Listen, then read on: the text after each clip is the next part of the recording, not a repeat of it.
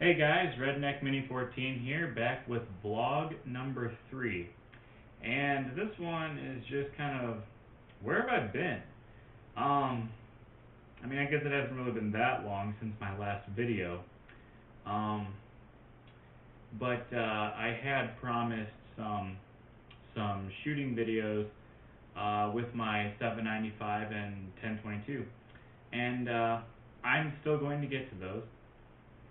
But really, this vlog is just about what's been going on lately. Why haven't I been making YouTube videos? Um, and just what have I been doing? What's going to come next? That kind of stuff. So it's been about a month to a month and a half since my last video, which was the video where I told you I was stocking up on 12 gauge shotgun shells. Um, so it really hasn't been that long since the last video. But the reason I haven't gone out and done my shooting videos yet is because what happened was I came into the heart of my work season, and I have a summer job which only lasts 3, sometimes maybe up to 4 weeks out of the year, on top of my job at Walmart.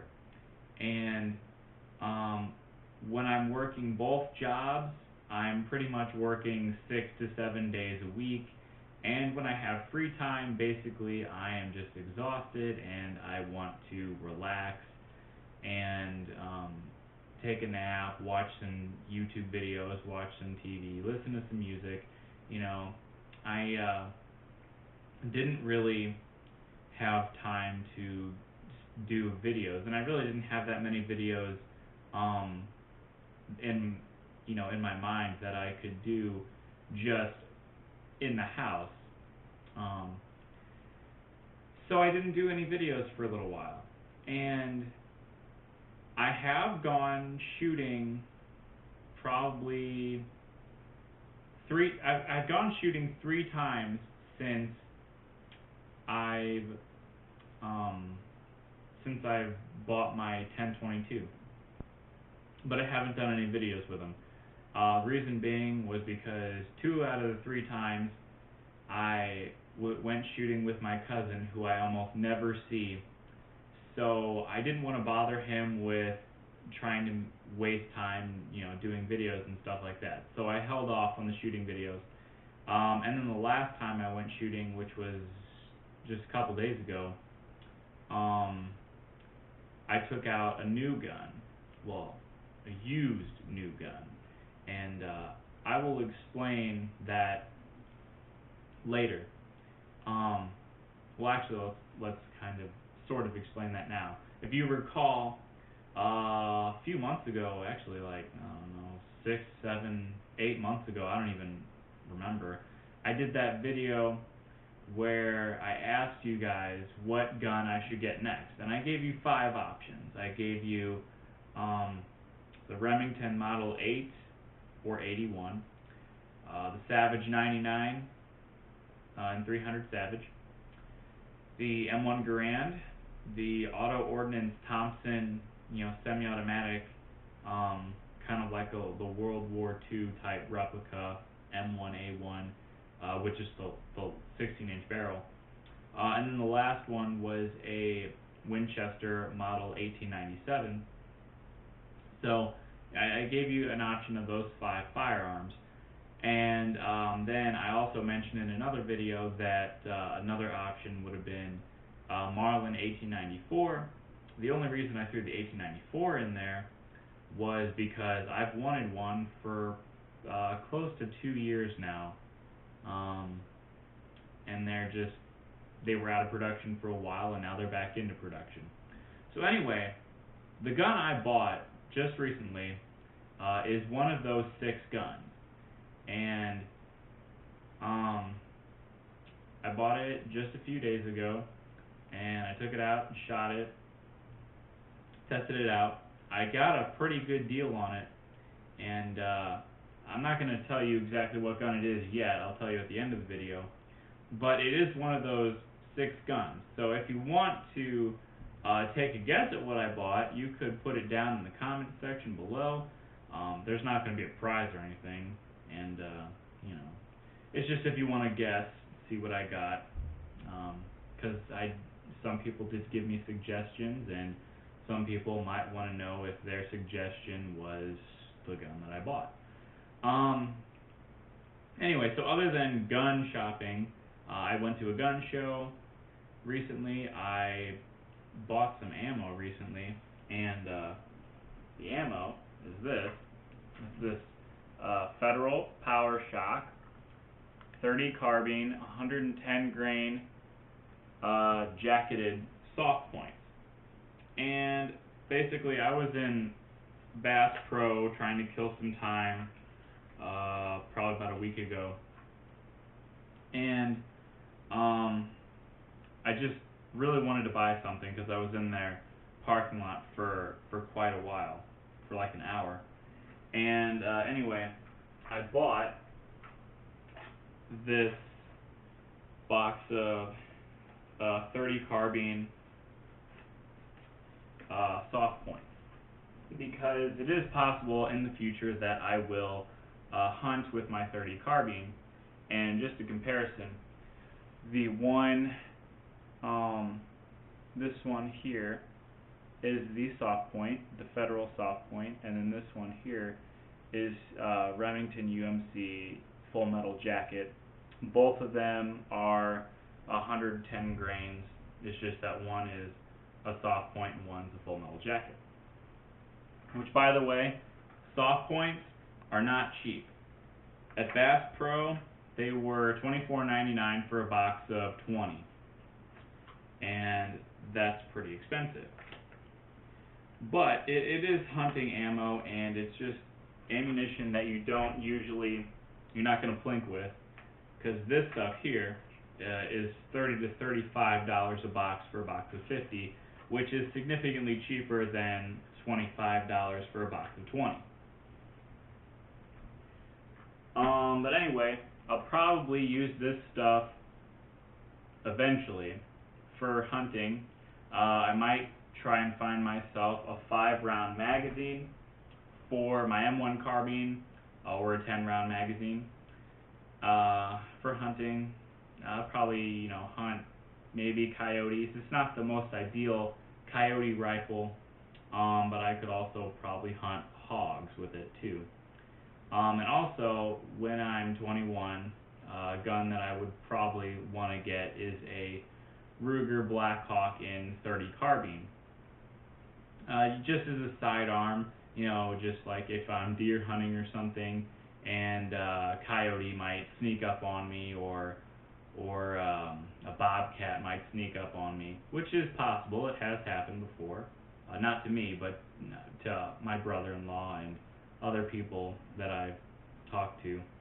It's basically just for self-defense, kind of, when I'm hunting. So anyway, I bought that. And I also went to the gun show 2 weekends ago. And I went with the intention of possibly buying something, but not realistically wanting to buy something. The gun that I bought was not bought at the gun show, by the way, just so you know. But I went to the gun show and saw a lot of interesting guns, most of which were too expensive for me to buy, and the ones that were cheap enough for me to buy, I was kind of like, I don't want to waste my money. I want to get something a little better. But, I came across Marlin 1892, which, if you know what that is, it's the second model that eventually became the 39A. The first model was the 1891, which, it's a 22 long rifle, and the 1891 you fed from a side gate, and then in 1892 they changed it to the tube fed. The tube, pull the tube out, and then they made it to the 1897 later.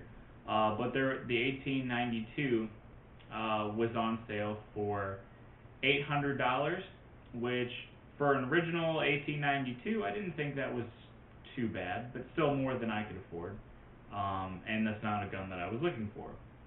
There was a guy there who had nothing but German Lugers, and German Lugers are very, very expensive. They are a gun that I would potentially get if I ever had enough money, or if I came across a really good deal. But German Lugers, they're expensive, and I'm not 21 yet. So, there were the German Lugers. There were lots and lots of M1 Garands there, and lots of M1 Garands that I personally feel were overpriced. Granted, they are original M1 Garands, not replicas, but still, I feel like an M1 Garand in fair condition shouldn't cost much more than $1,000. Maybe that's just me because I'm a poor college student. Somebody with more experience with older guns probably knows better. But $11,000 for an M1 Garand, that's a little pricey, and I highly doubt that he sold it. I don't know. I wasn't going to pay $11,000 for an M1 Garand. That was for sure. So, as far as the gun show, did not buy a Garand. They did have some Thompsons there. Well, at least one. Wasn't the configuration I was looking for, and it was too expensive for my taste, so I didn't buy it. There was a 1022 that was made to look like Thompson, Tommy gun with the double pistol grips. That was really cool. That was probably like $800. More than I could afford, but it was a pretty cool 1022. I will give it that. Let's see, what else did they have there? They had some 1897s that were pretty good price, but I didn't buy it. There was a Cricket. If you know what a Cricket is, it's a small 22 rifle about this long. It's meant for kids to be like a child's first rifle, and I am going to be an uncle in the near future, so buying a Cricket for a Christmas present for my soon-to-be niece has come to my mind. The Cricket that I saw it had a pink laminate wood stock, which was pretty cool, until I saw the price, and it was $179 plus tax, and then I said no way, because at Walmart we sell them for $109, plus I can get a 10% discount, so you knock like $10 off of that price, which is right around $100. So $179 was too much for a Cricket.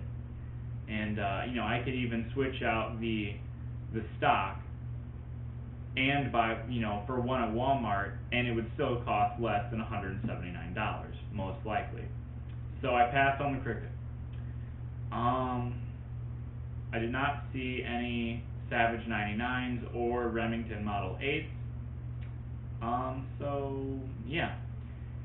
So like I said, at the gun show, I didn't buy anything. I thought about maybe buying an Italian stiletto switchblade. It is a cheap one.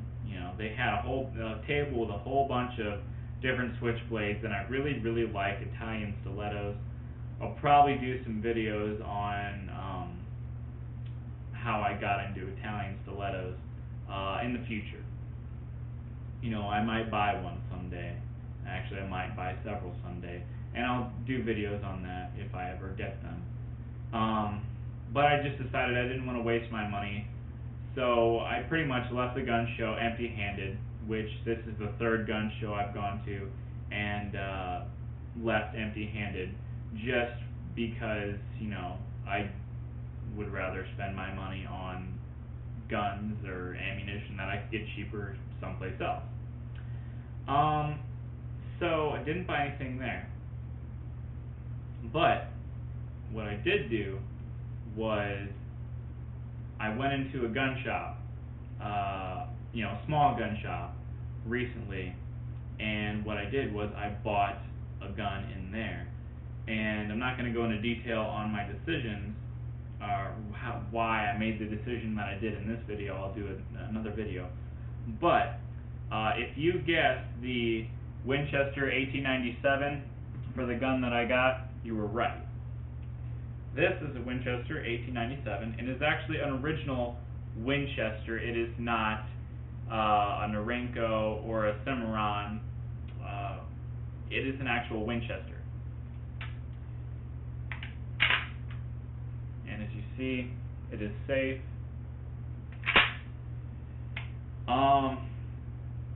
It took me a while to decide that I wanted to buy this, but I feel like I got a pretty good deal on it. And by the way, this is a 16 gauge shotgun, just like my Model 12. And that was the biggest reason that was holding me back from buying this at first. But I did buy it. And for the reason that I feel like this was a very good deal. As you can see, it's really not in that bad of shape. It's actually got some pretty nice bluing, and it's got a pretty nice finish on the stock. You know, there are some gouges in it and scratches, but overall the stock and the bluing are in pretty good shape. There are some wear marks, and I'll show you this closer in other videos. But overall, I thought it was a very, very good deal. Short barrel, the barrel is 21 inches, and it has a rubber butt pad, which is good for recoil. And the price that I got this for, the sticker price on the gun was $465. I got it for $390 plus tax, which ended up being just shy of $423. For as good a condition as this gun is in, I feel like that is a fantastic deal. Like I said, pretty much the only thing that was holding me back from buying it in the first place was the fact that it's a 16 gauge. Because 16 gauge is not a common gauge. You know, I have a 16 gauge, I have some 16 gauge ammo, I reload 16 gauge shotguns, or shotgun shells, so I do have ammunition for it, but there's just the fact that it's not a common ammunition. And I really wanted a 12 gauge, and they had a 12 gauge that I was considering buying. You know, they had one of each, but this was definitely the better deal, definitely the better gun as far as condition of the gun. This is about 75 years old. The other one was about 100 years old, and for 100 years old, it was in decent shape. But for 75 years old, this gun, I feel, is in better shape. So I bought this. I did take it out shooting. I put about 8 shells through it. It still has the plug in the tube, so it can only hold 2 plus 1. So I put about 8 shells through it. And seems to cycle fine. I had like one jam where the bolt didn't go all the way forward, and I had an issue trying to get the bolt unstuck. But other than that, it seems to go pretty fine, and I'll go in more detail on that in my review and other videos. I'll do a review on it. I'll do a video on why exactly I came to the decision to buy this, and I'll also do a video on comparing this with my Winchester Model 12, because some people will argue that the Model 12 is basically an 1897 improved, and in some cases that's probably true, but in other cases probably not, because it is quite a different gun when you come down to it. I'll also do shooting videos on this. I don't know how long in the future that will be, because my next set of shooting videos are going to be on my 795 and my 1022. So I don't know how long it'll be before I do a shooting video with this, but I will do informational videos on this gun in the future, in the near future. But overall, I'm very satisfied with this gun. I love it. There are a couple issues with it that I'll explain in another video, but overall I really, really love this gun, and I feel like I got a very, very good deal on it. So anyway, that's what's been going on, that's what's going to happen in the future. That's what you can expect in the future, in the near future actually. But yeah, subscribe to my channel, like me on Facebook. I'm Redneck Mini 14, and until next time, be safe.